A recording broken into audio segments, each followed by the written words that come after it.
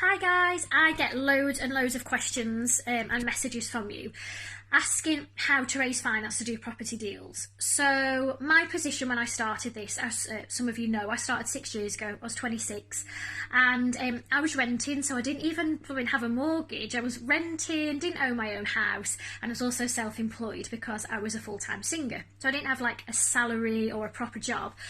So actually, to begin with, I couldn't get a mortgage. So there was a few things I needed to work on. It didn't take me long actually, but there's a few things I did need to do before I could become mortgageable. So in the meantime, I was obviously out there finding deals, and my first deals I got over the line working with joint venture partners. So the way that there's different variations of how you can do this, but the way that I've always done it is really, really clear cut and really simple. So I would be the person on the ground finding the deal. So I would spend hours and hours viewing houses, speaking to agents. I'd do leaflet campaigns, advertising, trying to, speak to people directly that are selling their houses, speaking to landlords, loads of phone calls. So lots of time and effort actually finding property deals. So I would be the person doing the do, so to speak.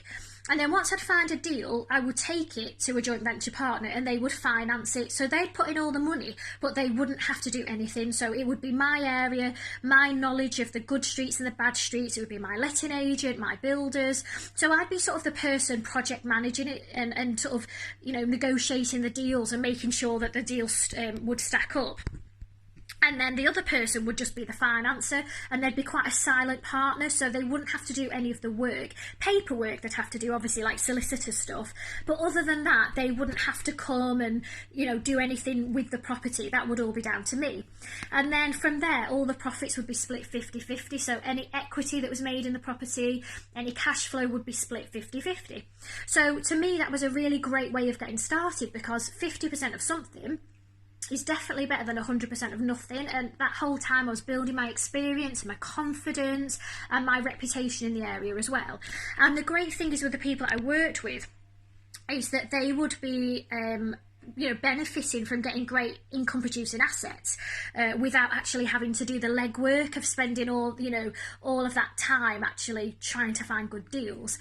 So I think the benefits of it are quite apparent. It's a great way of starting. One thing that I would say is just to be mindful of is it is kind of like getting into bed with someone. It's a bit of a long-term relationship.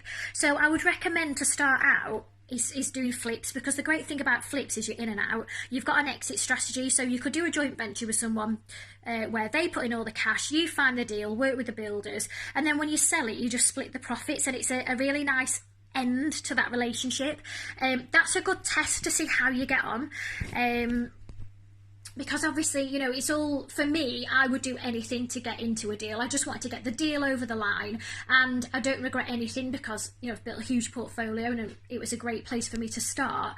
But I do think that people jump into these without really knowing who they're even dealing with and who they're working with.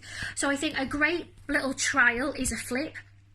If you work well together and you've built that trust and you've got that rapport, then of course go on and do your HMOs and all the other strategies. But I think that's a nice little test just to see, do you rub each other up the wrong way? Do you have the same values? I mean, all of these things, you're in business with someone, so it's so important that you agree on the values and what your end product's going to be. And, if you've got a vision of making somewhere, really beautiful, and they want to cut corners and say, actually, no, I'm not spending on that, it's going to cause issues. So it's really important that you both see things clearly and that you're both protected as well from a legal point of view. It's really important that you've got the right paperwork. So if you do have an argument, you've got it in black and white. Well, we agreed that, if the property is void or if something happens to the property, you were putting the money in, or we're splitting putting the money in, or so it's very, very clear from day one what the expectations are by each person, what the roles are, need to be very, very clear from day one in black and white, so that if there is ever a stressful period, you can go back to it and say, look, you said you would do this and I said I would do that.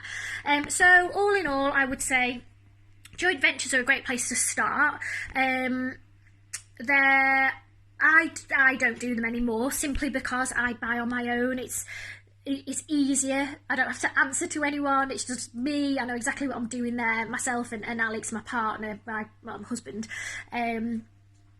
Keep it as a family thing, but like I say, to begin with, I would do anything to get the deal over the line. So there's a place for joint ventures, certainly when you're starting out, but once you've got a bit of experience, really, you want to be buying on your own. So that's my advice, and I hope you find it helpful. See you guys.